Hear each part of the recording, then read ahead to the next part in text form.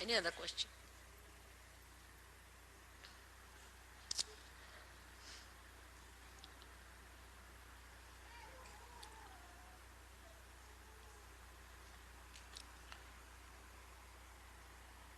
Mother, it seems that many of us here don't really know about the Hamsa Chakra. About what? About the Hamsa Chakra.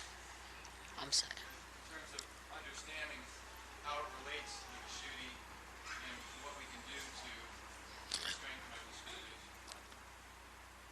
Hamsa Chakra stands between the Vishuddhi and the Agya, as you can see clearly positioned like that. But from Vishuddhi, there are many nerves which pass through Hamsas and end up here. They don't all go to the brain. Or we can say that at this time, at this point, all our reactions, which are what you call reflex reactions, finish off.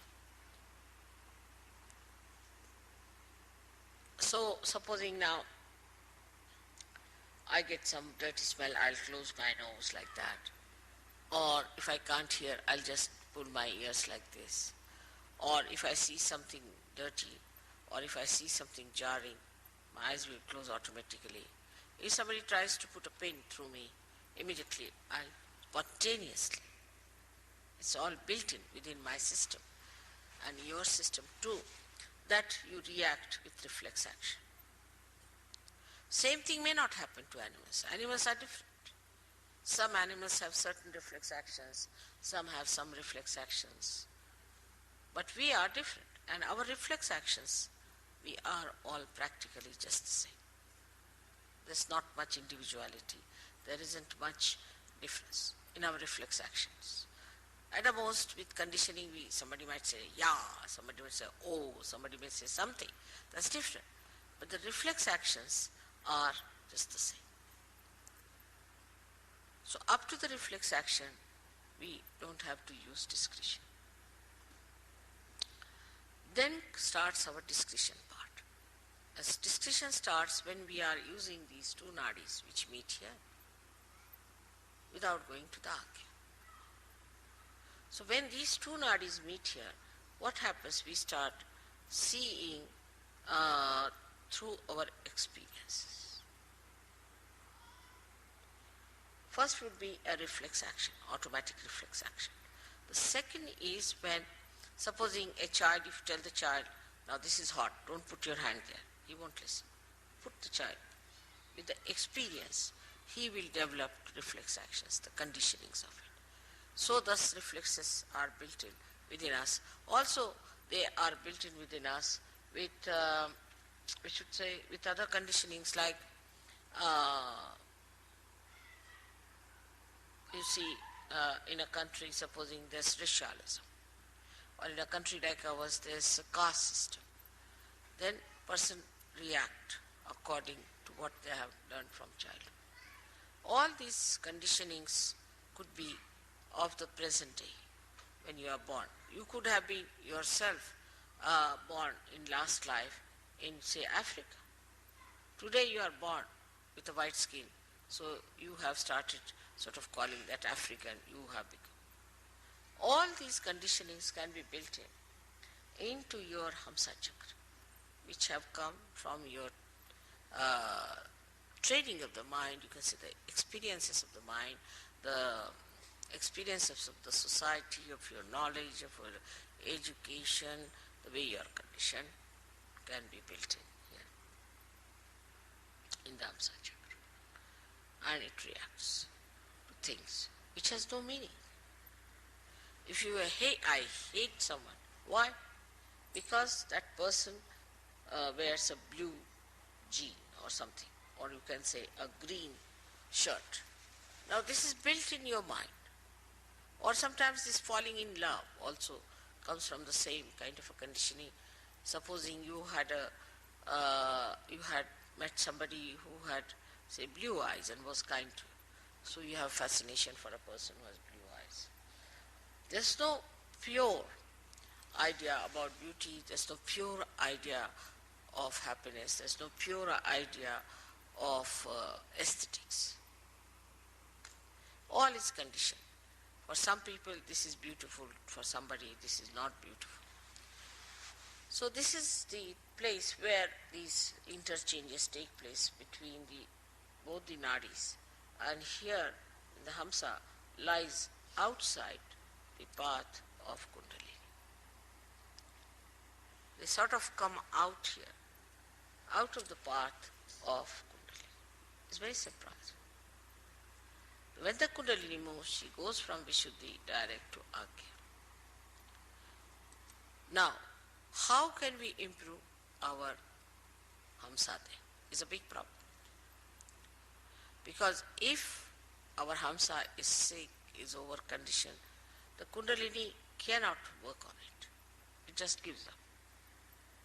Now, so for Hamsa we use all these physical things. Like I said, put the ghee in the nose. Keep it in a way that it is nourished properly. Because Kundalini, if it tries to, too much will have problem. Problem because as it is, most of our time we spend in such a manner that your Hamsa things become what you call the epithelial cells, the linings become dried out. Now when the Kundalini rises, she may try to create a problem more for that dryness.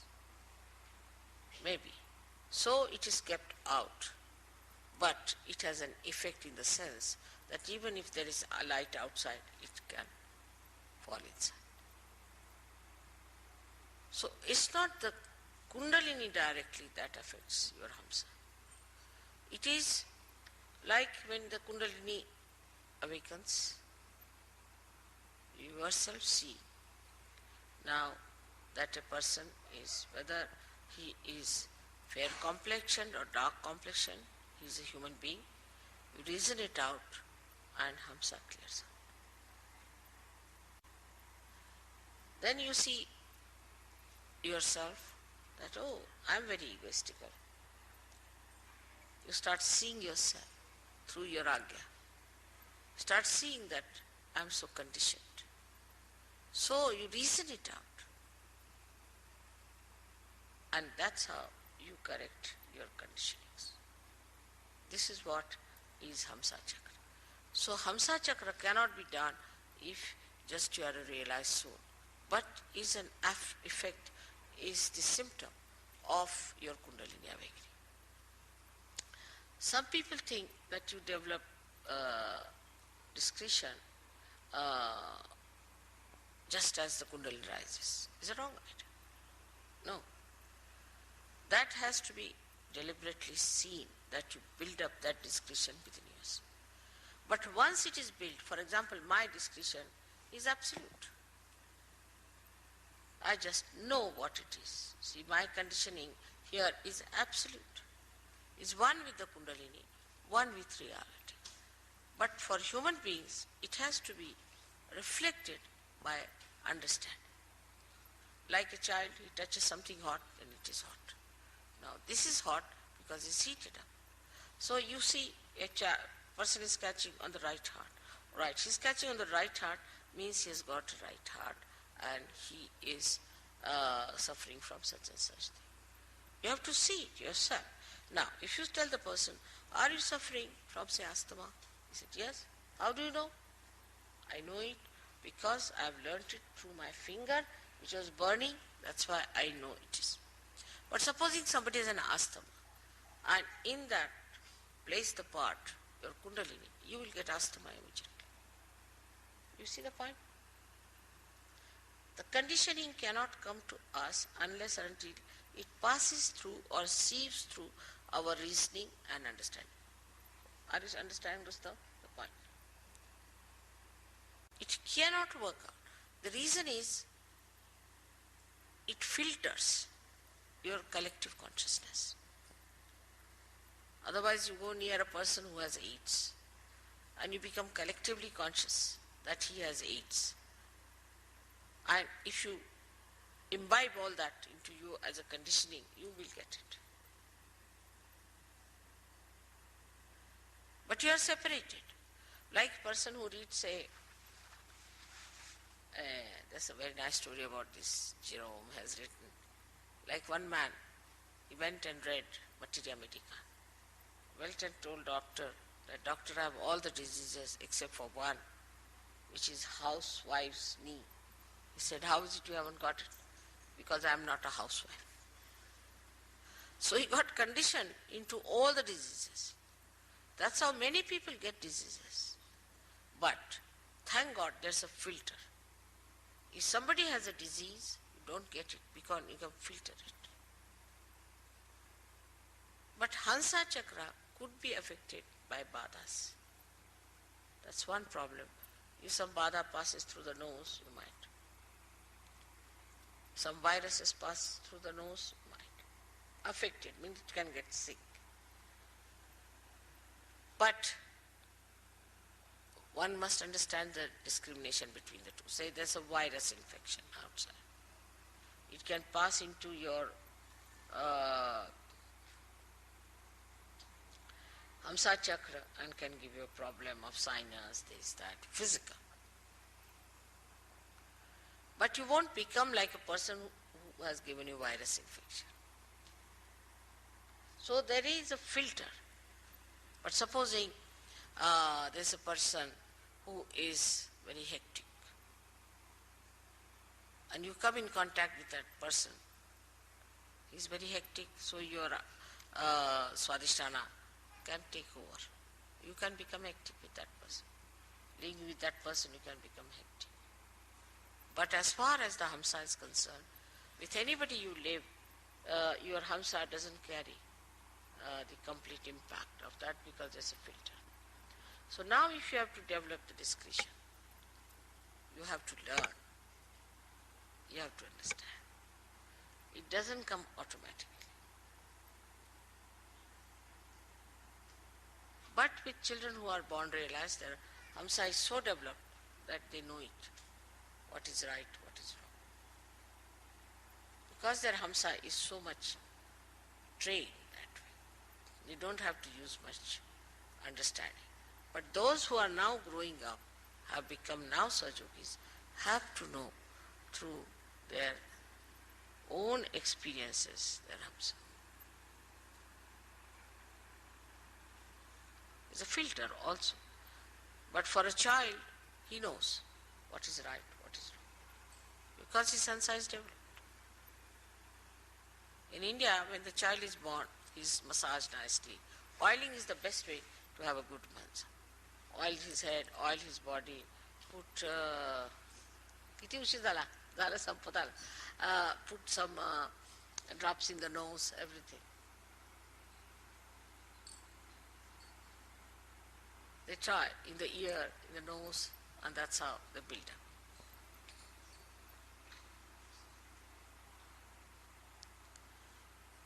So, what I have to say that physically you should help your Hamsa Chakra by using ghee and all that, and mentally you should use it by learning things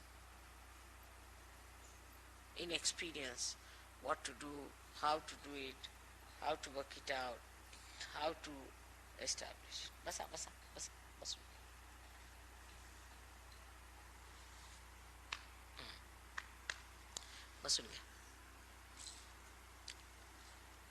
That is how Hamsa Chakra grows and makes you discreet. That's why a tradition is very important. Tradition gives you the growth of the Hamsa Chakra. And then you go on discarding whatever is wrong out of that tradition. Then again, you keep whatever is good. You give it to your children, to your children, to your children. So the discretion comes to a person who is traditionally built up better than a person who has no traditions.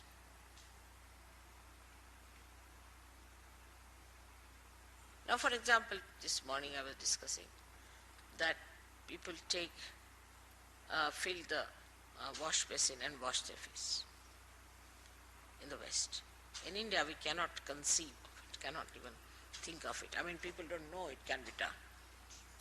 Because in traditional way, it has come out that if you're washing your face and again your water goes into there, then all the dirt is in it, again you're using the same water. So you cannot have complete. So always use running water. Traditionally, we've learnt it. So it's so much in our heads, in our discretion, that we cannot even think of such a thing. Simple thing that Muladhara must be cleaned and washed. Any Indian you take it, he knows that is because they must have had some problems before. Whether he is in the north, is in the south, east or west, ask him. Auspiciousness is another thing. Is so much imbibed in the tradition. But if you have a tradition, say, of doing things which are absurd, also you can have traditions like that. Like very primitive people have all kinds of traditions which are very absurd. I was told that if you go to Ladakh, what they do, somebody dies, then keep the hand of the dead person in the house all the time like that. They think that that helps. But with tradition, which is wrong, by discarding that, they will understand is wrong. So the more traditional you are, the ancient you are, you learn many things. Like we would say English are in a way traditional. So supposing there's a lady coming down and you are coming with a lady, then the man will be in front automatically. He'll just move. But if she's going up, then man will follow her. Just happens automatically. Because traditionally they have learned that if you are going down, the lady may fall or something, so we should be in front. So what you call as the traditional habits of person gives you this Hamsa. And these habits are built better and better with trial and error methods. And that's how you develop it. Now for people who are Saj Yogis, it's much easier to imbibe them. Because if you see something, yes, that's wrong, it should not be finished. But you should be so clear-cut about it and should determine. It works out. Your answer will be all right. But you tell them 10 times, till they'll do the same thing. Then that means that Hamsa is not willing to accept.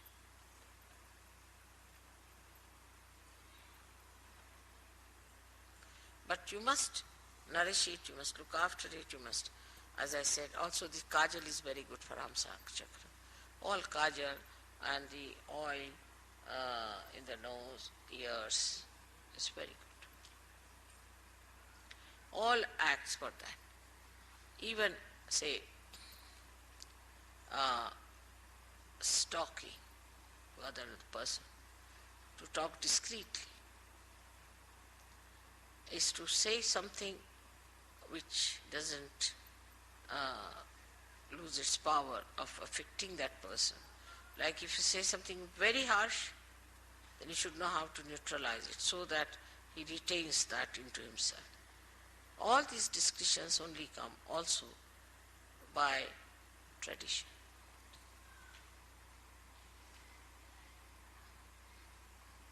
When you find something that is futile, in a collective way, in a tradition, drops out.